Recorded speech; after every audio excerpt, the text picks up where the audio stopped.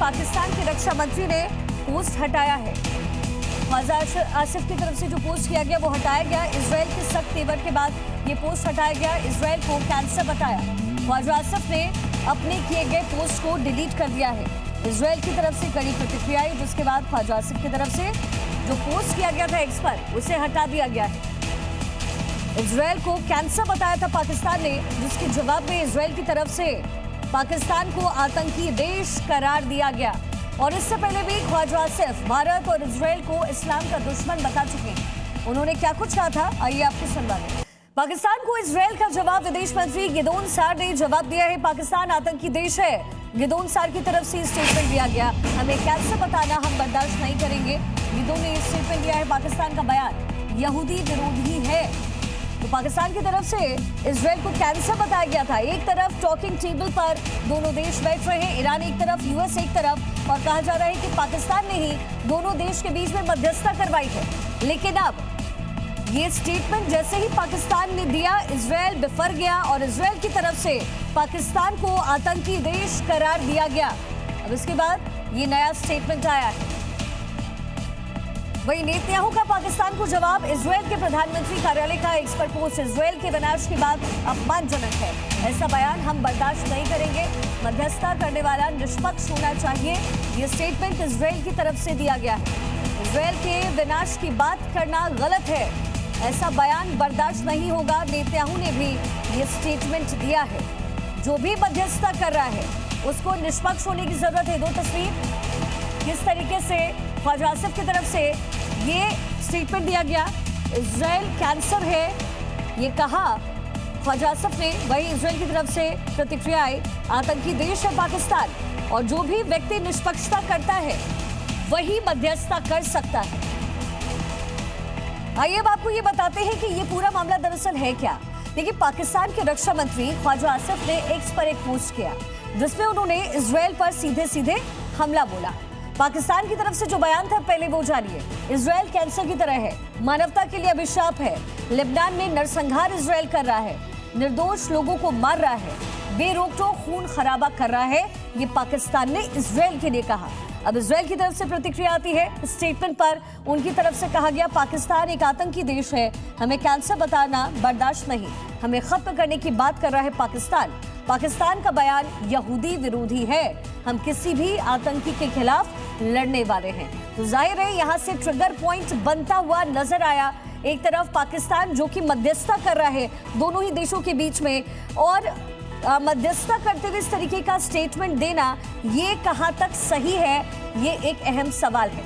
बहरहाल हमारे साथ दो मेहमान इस समय मौजूद हैं। Group captain U K Devnath defence expert के तौर पर और रविंदर सचदेव फॉरेन एक्सपर्ट के तौर पर हमारे साथ हैं। रविंदर जी, सबसे पहला क्वेश्चन मेरा आपसे है, जाहिर तौर पर दोनों देशों के बीच में सीज फायर तो हुआ, लेकिन अभी भी इजराइल रुक नहीं रहा, पाकिस्तान इस तरीके के स्टेटमेंट दे रहा है। क्या ऐसा लगता है कि टॉकिंग टेबल पर इजराइल अब इस पूरे मुद्दे को उठा करके एडवांटेज मोड में चला जाएगा? हाँ, yes, Israel, you are very right, advantage mode में जाएगा। प्लस इसके पीछे मेजर चेस गेम चल रही है। ओके, पाकिस्तान ये नहीं दर्शाना चाहता कि वो अमेरिका के साथ बहुत क्लोजली काम कर रहा है।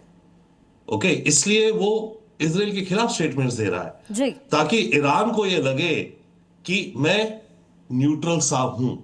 एंड बाय द वे, ये चीजें पीछे आपस में कुछ पता नहीं कि व्हाइट हाउस ने इनको बोला हो कि आप कुछ स्टेटमेंट दीजिए इजराइल के खिलाफ, ताकि आपकी पोजीशन लगे कि आप न्यूट्रल हो, ये ना माना जाए कि आप हमारे टोटल पॉन की तरह पे हो, आप हमारे कहने पे काम कर रहे हो। तो वी डोंट नो किस तरह की गेम्स पीछे चल रही हैं। बट स्टेपिंग बैक, यस, ये स्टेटमेंट बहुत एक्सट्रीम है, इन्फ्लेमेटरी है। ऑन द अदर हैंड कुछ इसमें ट्रुथ भी है। इजराइल जो कर रहा है, गाजा में जो इजराइल ने करा, वो जेनोसाइड लाइक के तरीके के एक्शंस हैं, वॉर क्राइम्स हैं वहां पर भी, और लेबनान में भी जो करा इसने कल। ओके, तो बात यह कि दुनिया में इस समय ईरान अमेरिका को कहता है शैतान, इविल। अमेरिका ईरान को कहता है शैतान, इविल, पर ये दोनों आगे कमरे में मिलकर बैठ तो रहे हैं, बात कर रहे हैं। तो इस समय सिचुएशन ये होगी कि ये जितने देश है आपस में, चाहे आपस में पब्लिक में चाहे जो भी कह ले, बट रियलिटी ये हो गई है कि इनको बैठ के आपस में बात करनी पड़ेगी। हाँ। और अब वो बातें का रिजल्ट होता है सीज फायर, या होता है कि चलो वापस जंगल में जाते हैं, सब लड़ेंगे मारेंगे एक दूसरे को। जी, देवराज सर, ये पूरा मैटर यहाँ पर टॉकिंग टेबल पर सॉर्ट होना था। क्या ऐसा लगता है कि ये जो पूरा सिचुएशन है पाकिस्तान के स्टेटमेंट की वजह से यहाँ पर एस्केलेट हो सकता है? ख्वाजा आसिफ ने जो बयान दिया है बहुत ही गैर जिम्मेवारी भरा स्टेटमेंट है। एक स्टेट्समैन से यह आशा नहीं की गई थी। सबसे बड़ी बात है, जो भी मीडिएटर होता है, मध्यस्थता कराता है, उसका ये जिम्मेवारी होता है कि उभय पक्ष के लिए एक माहौल तैयार करे जिसमें मीठापन हो, मृदुता हो, बंधुत्व की भावना हो, ताकि पॉजिटिव माइंडसेट से उभय पक्ष एक दूसरे के साथ डायलॉग कर सके, डिस्कशन करे। लेकिन अगर इस तरह का कटुता भरा बयान दिया जाता है, जाहिर बात है इजराइल की तरफ से विष भरा रिस्पॉन्स आएगा और उसका जो इफेक्ट है वो आज की टॉक में दिख सकता है। लेकिन अच्छी बात यह है कि उभय पक्ष जो है अभी टेबल पर बैठा है, अलग अलग कमरे में बैठे हैं। बाय द वे, एक कमरे में एक ही टेबल पर नहीं बैठे हुए हैं और पाकिस्तान बीच में मध्यस्थता करता है।